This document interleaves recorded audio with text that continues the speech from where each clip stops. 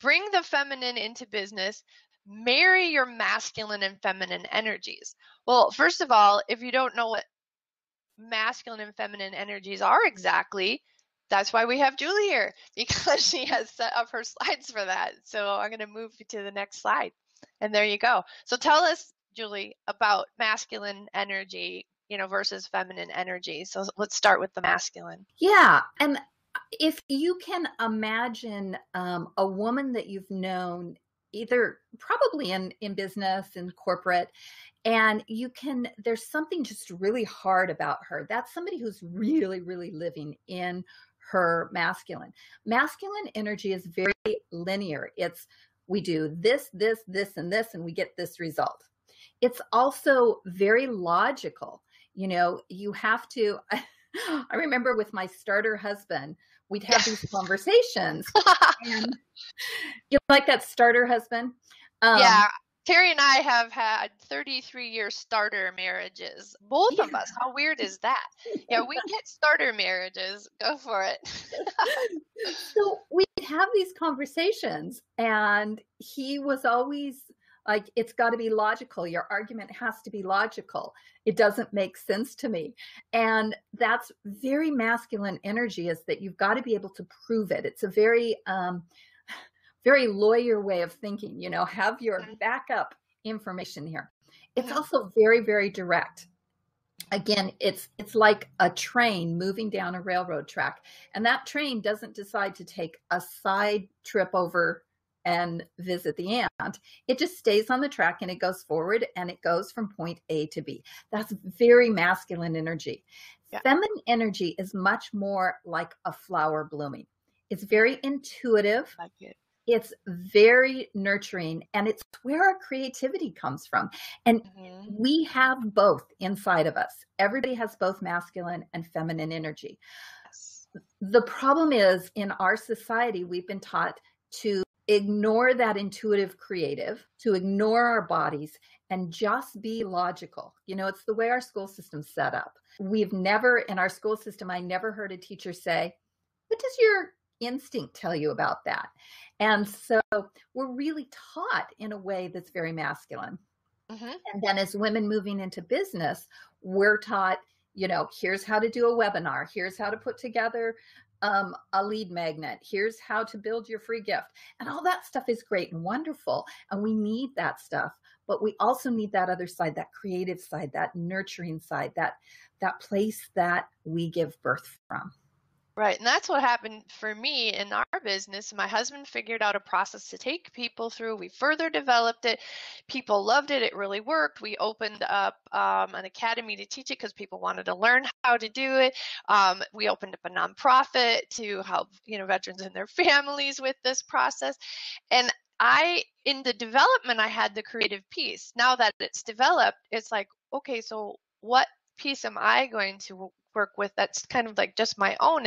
And so that's what I love to do, is what we did, in figuring out your message and slides, and helping in more of a creative way and a co-creative way, if you will, where I'm live time in like a Drive document or in the PowerPoint slides or whatever with a client. And I'm so excited about teaching relationship marketing, and also being very hands-on coach, because I don't believe that, there's much of that out there, and women are lacking in that, female connection. The tribes used to, get together. The women were together all day, just even getting their chores done or whatever. So, and we're so desperate for getting back to that. So I love relationship marketing. I love having the phone conversations. It's people really almost are pushing that away. And then when they have it, they're like, that was so cool. And so it's that's my mission almost, to get people talking again. Right. Yeah, exactly. And that's what I love about doing retreats as well, is the feminine process is very collaborative. It's very much, and we are able to be more creative when we're in relationship with each other. So that's why what you do is so perfect. And it's why I love to bring that. I love to have mastermind groups. I love to do retreats for that reason exactly. And the one-on-one coaching, I love that too. But I have to have that other piece in my business or it just doesn't feel right. Right. Very cool. All right, we'll move on. So why marry the two? What are the benefits?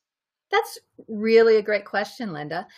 And one of the things that happens is if we have too much masculine driving our business, then we risk burnout. I have seen it over and over and over.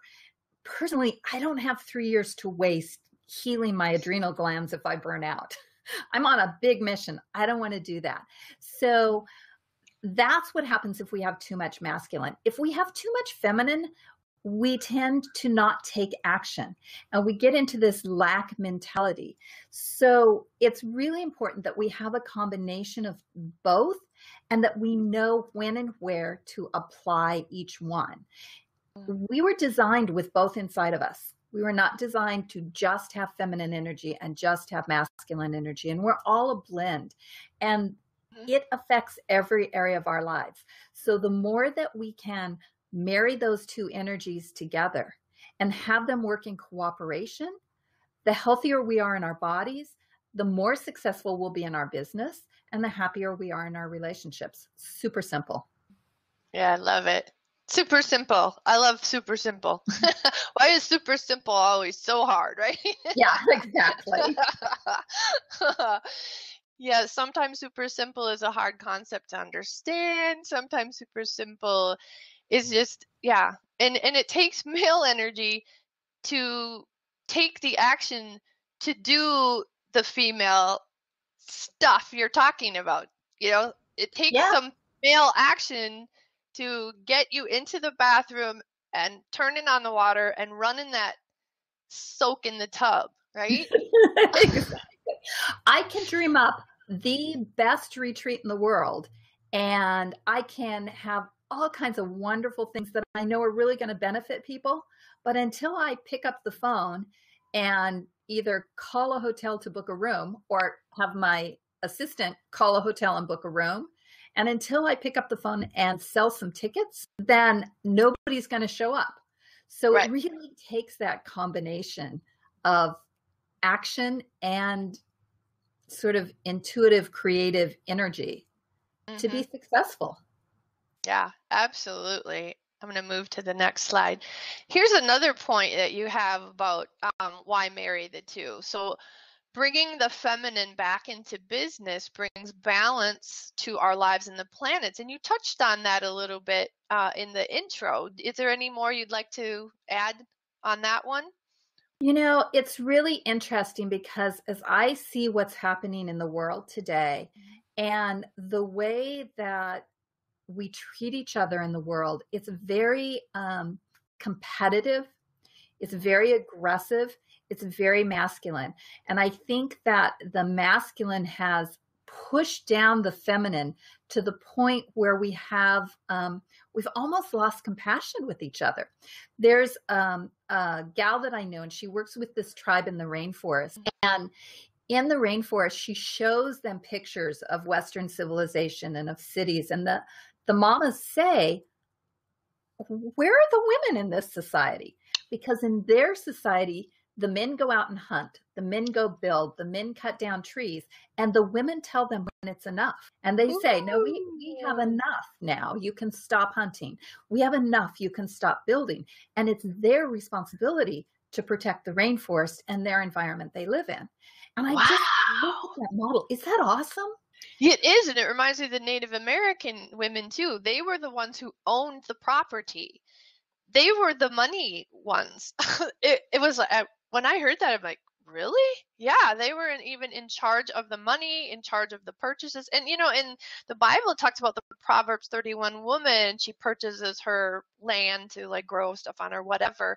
She uses her money. You know, she had money, she made money, she knew how to make money. So it's like, that's just so interesting. You know, we've really, this is like a full circle as usual, right? I love your spirals. Yeah, exactly. My spirals are very feminine on the slide, by the way. So yeah. what happened is up until even 100 years ago, women in our society had no property. We weren't allowed to have money and property. We we weren't allowed to go to court and be represented in court. And so there was this really squashing down of feminine power. And then when we bring it back up, I'm really aware of the tendency for us to swing a pendulum. And so I talk about we have to be in balance with the masculine. We cannot bring the feminine up so far that we do the same thing to masculine. Well, I saw that. How about you? I mean, on Facebook and in commercials, the dissing of men. And I really believe that women stepped in to stop that. Like, gossip stops when it hits the ear of a wise person, right? It's the same idea. And this whole men bashing thing the pendulum started to swing, and all of a sudden women were the predators and doing the same thing, only doing it to men. And it, in our younger society, the girls are like tough, and they can compete with the boys. They can be on the team, and they can beat people up. It's like it's swinging again, and it's like, ooh. So yeah, we all have the job of stopping it and respecting all humanity. Yes. And honoring everyone and honoring all parts of ourselves. We see it out in the world, like you said, on Facebook. There are TV shows where the dad is the dumb one, Right. And it's not just men versus women. It's part of ourselves. This is in us. And when we don't honor all of us, then we become unhealthy people. Right. And our planet becomes an unhealthy planet as a result. The healthier people are, the healthier our planet will be. She reflects us 100%. Yeah, absolutely. And so getting into the how is about like allowing the space and time in your business for the daydreaming, and also then getting back into the masculine to take the action. But you're saying just don't get stuck in the masculine, because it's easy to do when you really get kicking with your business, and it's difficult to do when you first start your business, because it's all about the feminine, the creative, and then you get into the fears of picking up the phone or whatever. So it is, in a way, it's a balancing act, and in another way it's not. Sometimes to launch your business, it's about really going into the masculine when it's time, and then also backing off and taking the break, so you don't burn out. So it really boils down to noticing, doesn't it, Julie? It really does. And there are times in your business, if you're in the middle of a big launch, then you're going to be hard on, masculine. Oh, that was a nice slip of language there. Oh, you just had to point it out, didn't you? The way my mind works. Yes. So you're going to be pushing, you're going to be working long hours, but there's this space where you have to notice your body saying it's time to stop.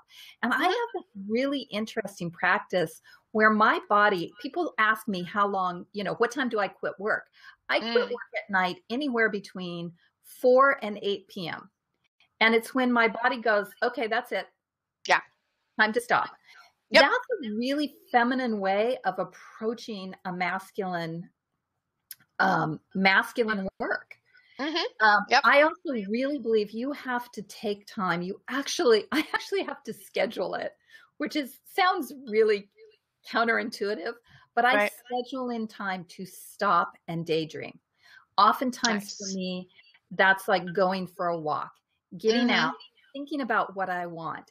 It's very sometimes frustrating because you don't see the forward movement of daydreaming. But when you're ready to go into action, everything is fully formed and it just like comes out of you. Right. And in structure, for people who are more spiritual or who are entrepreneurs, structure is usually not there.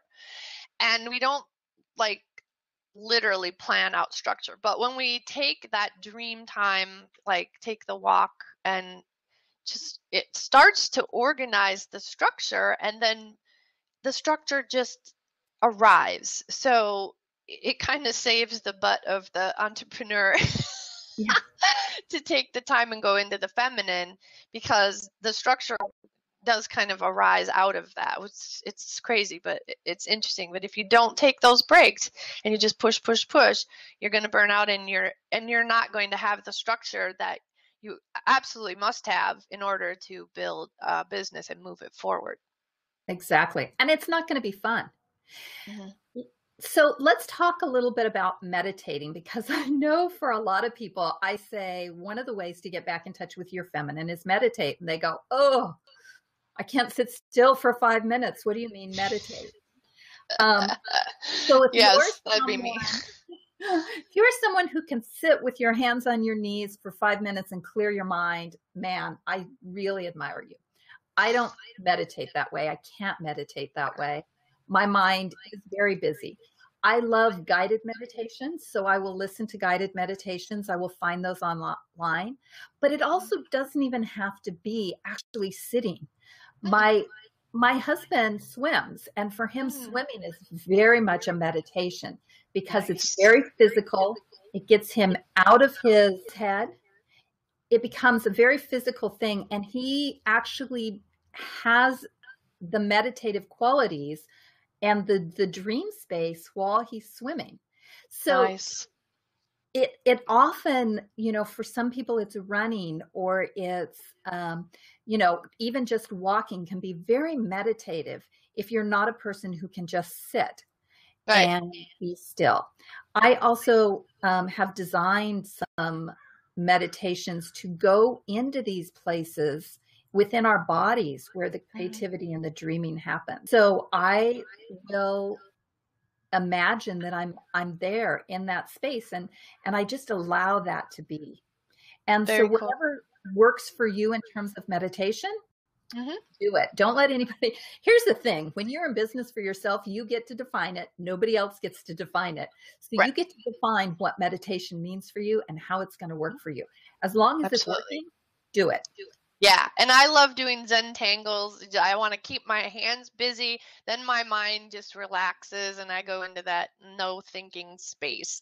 So I just took like a Zentangle class. I grabbed a Zentangle book and a sketch pad, and I'm off on my own now. And you don't even need a class, but my friend and I was like, oh, should we go? Yeah, sure. So I went a couple times. Yes, and now you have the word flirt. That throws me. It's like, okay, what are we talking about here? And I put that on there on purpose because I knew that it would catch people's attention. And so I'm really glad that it threw you a little bit. When I say flirt, I'm not talking about that, hey, come home, come to bed with me type of energy that some women have, although it comes from the same place. So if you look at the little Zen woman here, and Zen woman, that orange spot is the second chakra. The red spot is your first chakra. The orange spot is your second chakra. That orange spot is right here in your pelvis. It is the place of our sexuality, but it's also the seat of our creativity. And as women, that's where our womb is. That's the most creative thing we do as women. Whether you have children or not, the most creative thing you do is the ability to give birth. Right. That's where all our creative ideas come from and where they're birthed. And so that energy of flirting comes from that place. And when you open up that flirting energy, you open up to more creativity and the ability to actually design what the world needs next. So that energy is almost like, remember back to your dating days, which I just celebrated my 4th anniversary. So it's been a while. And same here, actually. Wow. Awesome. Yeah. Congratulations. So this flirting energy is very much a come play with me type energy. And when we have that with our prospects and with our clients, they want to be around us. It's very Right. inviting. It Yes. doesn't have to be sexual, although it's tinged with a little sexuality. But it's what, as women, makes us so alluring. And so if you can imagine even shooting a ray out into the universe, if you're at a networking event, you open yourself out, you shoot that out there, people are going to want to be around you. And you told me about an exercise you do where you actually pull that cord back in. You shoot the cord out and pull it back in, and people will want to come see what you have to offer. Right. Well, what I talk about is like if it's a young gal at a bar or something like that and she's wanting to pick up a guy, she's going to shoot it out from there and it's going to be like boop, boop, boop, you know, like fly paper, you know, right? And then she can reel them in. What I teach is staying in you, and it's like client attraction. They come to you. And so I was in a busy bar for a networking meeting and it was packed. And Terry's like, well, at one point, well, we probably should like move around the room. And it's like, good luck with that. Anyways, it was like, I just said, no, they'll come to us.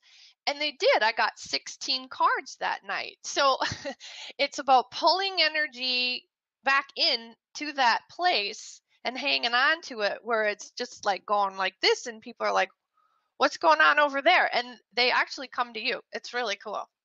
I love that story. That is such a great story. Oh, I love it too. Okay, so I'm moving on. This is the, you know, like, okay, this is way too much to put on a slide. And I just told Julie, this is, you know, important. So notice the energy you're in. That I really think is the bottom line of everything that we've talked about. Notice where you're at and notice the energy you're in. Is it feminine energy? Is it masculine? And is it moving you forward or backward in your business? So if you look at feminine energy, it's the soul of your business. Julie, you want to just kind of quick go over them? Maybe not all of them, but yeah, it really is that place where you have to go back and tap into your mission. Lives there in your feminine energy. It lives in the soul of your business. It's the way that you connect, just like Linda and I were just talking about. It's the way that you connect with your tribe. It's through that attraction. And it's also the way that you imagine new products and new ideas. And those people who are creating in the world are the most successful. You know, Steve Jobs did not get successful by imitating what the Microsoft guy, Bill Gates, should know that name, what Bill Gates did. He went out and he innovated and he created. And it's the same for us. So we want to be able to tap into that creative space and be innovative and creative. Now, the masculine part of that is that we then have to be brave and we have to put a strategy on it and we have to get out there and market it. And we have to get out our calendars and our sticky notes and, you know, make a plan. What happens is we'll get caught in one or the other and not realize it. So we get caught in the feminine and all of a sudden our bank account starts dropping. There's no money coming in. There's no clients coming in. We've stopped focusing on the money generating activities. Right. Or we'll get caught in the masculine and we just keep hitting roadblocks after roadblocks and it's hard. And I teach my clients to paddle downstream. This is my life rule number one, always paddle downstream. Well, sometimes if you've ever been on a raft that's on the river, you try and paddle upstream. It's really, really hard. It's frustrating. Yeah. It doesn't get you anywhere. It doesn't feel good. So that's kind of that place of being stuck in masculine energy. It's like, I will go upstream, you know? Yeah, right. And so we need to just stop and turn the boat around and let the river carry us downstream. And you'll know that because it actually, if we go back to those chakras, different women feel them in different places, but either your throat will start to tighten up or you'll feel in your solar plexus just that knot. And it's like You just want to pound through it and get to the end of the project or the end of the day. That's the place where you start thinking those thoughts where you need to go, oh, I need to be softer. I need to step back. I need to go more into my feminine flow. Or when you notice that your bank account is empty or your calendar's empty and you haven't had any clients in a while, you'll know that you're in that feminine space and you need to stop and take masculine action. And it's simply taking the time to notice. I have a great app on my phone called a mindfulness bell. And it goes off randomly. It's this nice little chime. And it just is a reminder to stop and notice what energy I am in and where I need to move next. It's really very nice. Yeah, I like that a lot. And it's not about you have to do this and you have to do that. It's about choosing an outcome. And so you have to do this to get this outcome. That's have to that way. And sometimes, especially when we're in feminine energy, it's like, oh, I have to do this and I have to do that. As we look at the masculine energy, and it's like, no, you get to because you're choosing a certain outcome, right? That is why we are entrepreneurs, so we can choose. We always are at choice. And we can choose to stay in the feminine energy and never make another dollar and be homeless and live under a bridge if that's what we choose. Right. Or we can choose to stay in that masculine energy until it takes us out of the game and we can't function anymore because we've burned out our adrenals. It's always a choice. And so I'm advocating that we are making the best choice. And sometimes you can't make the choice you want in the moment. You know, sometimes you've got 3 clients back to back and you can't stop and meditate or go for a swim. Or you could invite the client to do that with you. So, you know, we lie to ourselves when we're in the feminine energy. I think we lie to ourselves, you know, just push forward and ignore all of it, right? So it's really funny because I take notes for my clients when I'm coaching them. So I do a lot of notes. And sometimes when we're in something really creative, I'll say to them, okay, I can't take notes for you right now. Thank goodness we're recording because we're going for a walk. And I do. I break my own rule and I stand up and we walk because I need that creative energy. And of course, then maybe I shouldn't say this out loud. I tell my clients they have to walk with me. Of course, they are always a choice. They get to if they want to finish their call with you. They get to. They get to. It's better for them. It actually is better if we're both moving in those spaces. So yes, you're always at choice. That's why we're entrepreneurs. That's why we've chosen this crazy life. Yeah. And even if we make a choice that's not good for us in the moment, we can make a better choice in the next moment. Yes. So there's not a perfect way of doing this. There's not a right or wrong. It's simply to continue. Right. There's not a right energy or a wrong energy. It is about noticing.